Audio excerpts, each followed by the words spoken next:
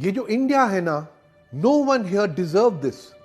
Mass cremations, families cremating their dear ones on the footpath, bodies of the dead piling up inhumanly, people dying because an oxygen cylinder or an ICU bed or a doctor was not available.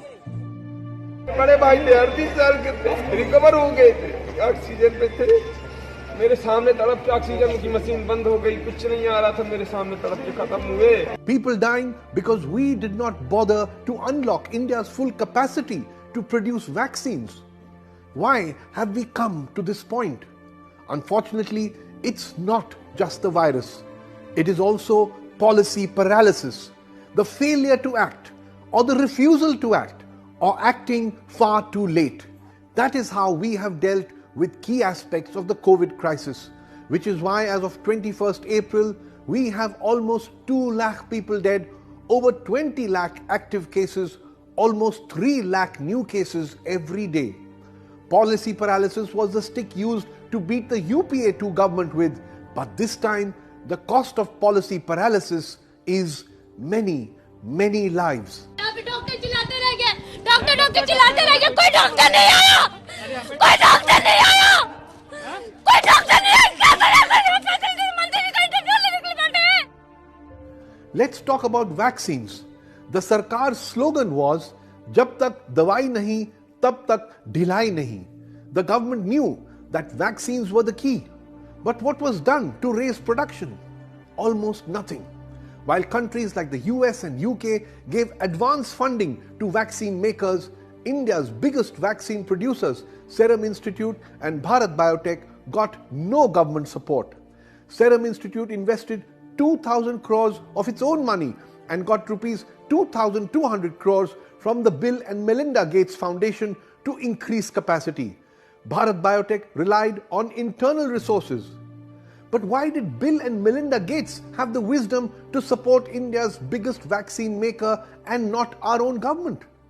By August 2020, the US government had invested 44,700 crores, $6 billion across several vaccine companies including Moderna, Pfizer, Johnson & Johnson, even while they were developing and testing vaccines.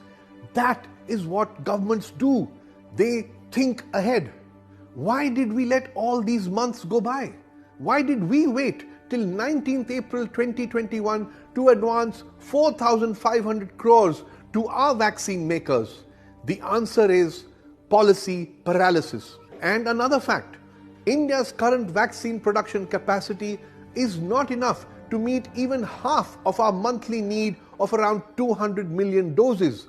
Our government has always known this. But to make up for the shortfall, did we book vaccines from other producers? No.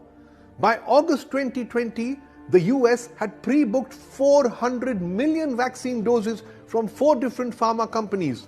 The European Union had pre-booked 800 million doses by November 2020. Do you know when India placed its first vaccine order? And that too only for 16 million doses? In January 2021.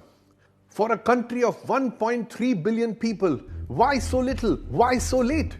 The answer is policy paralysis. Only now, with the second surge raging, with deaths and active cases at all-time highs, only now has our government asked foreign vaccine makers to bring their vaccines into India. But those companies are now overbooked, pre-booked. Will they be able to supply to India immediately? No, not before thousands more have died. Lives that could have been saved. In the last 2-3 days, along with me, the entire team, we are receiving calls from families which are literally begging to us, crying and asking, "Sir, get us one bed. My mother is dying. My son is dying. Get us one injection of remdesivir." We are not able to arrange it. Okay, let's talk about oxygen. See these desperate tweets. Again and again, families pleading for oxygen, doctors pleading for oxygen. Several state governments asking the Center for Oxygen. मैं doctor परिहार भोपाल से शासन से प्रशासन से हाथ जोड़कर appeal करना चाहूंगा कि ऑक्सीजन की कमी से लोग मर रहे हैं। कृपया ध्यान दें, 8-8 घंटे 9-9 घंटे लाइन में लग के हॉस्पिटल की वैन को एक सिलेंडर मिल रहा है। आप सोचिए 10 पेशेंट एक सिलेंडर में कैसे सर्वाइव करेंगे। In the second COVID surge, many have been killed not by the virus but by oxygen shortage.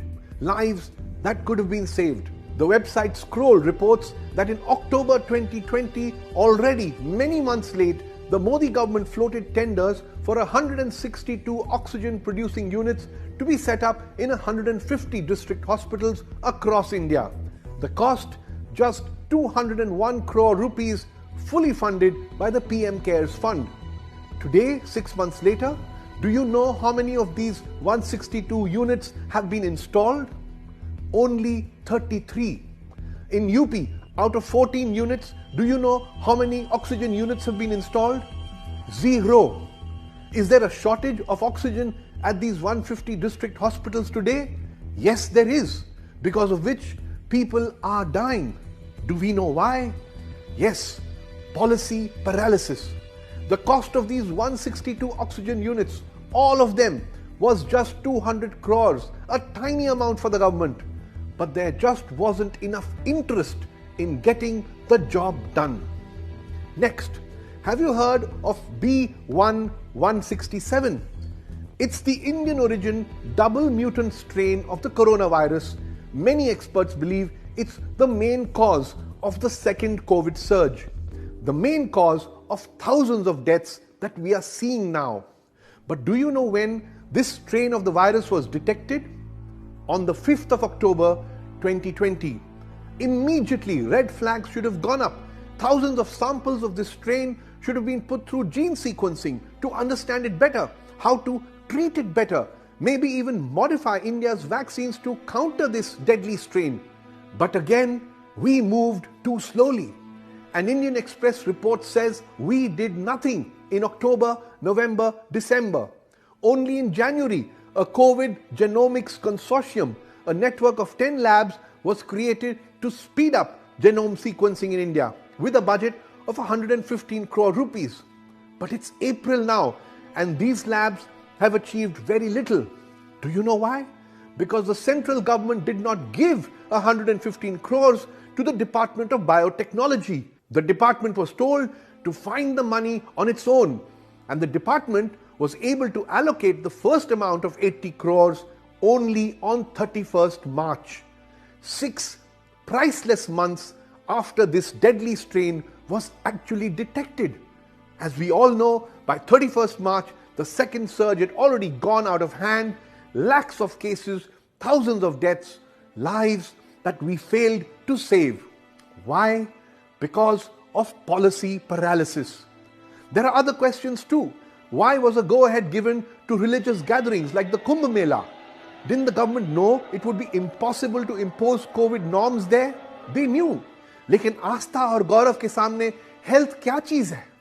After first allowing a mega super spreader event, it was hurriedly wrapped up, but we know the damage is already done. Then again, why was permission given for massive election rallies during the ongoing assembly elections, followed by backtracking now?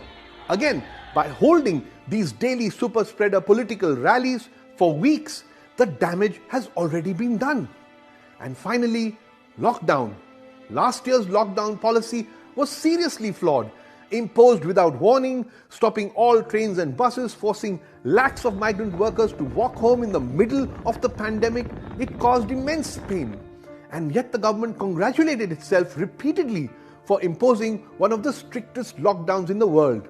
So now prepare to be more confused as the PM has issued a plea on 20th April against lockdowns. So, lockdown, no lockdown, partial lockdown, what is the government's policy to counter the second surge? We actually don't know. That is policy paralysis. Meanwhile, migrant workers are again rushing home. The economy will take a hit again, and yet again, thousands will die. All we know is that ye jo India hai na, it's thousands of families whose dear ones have died.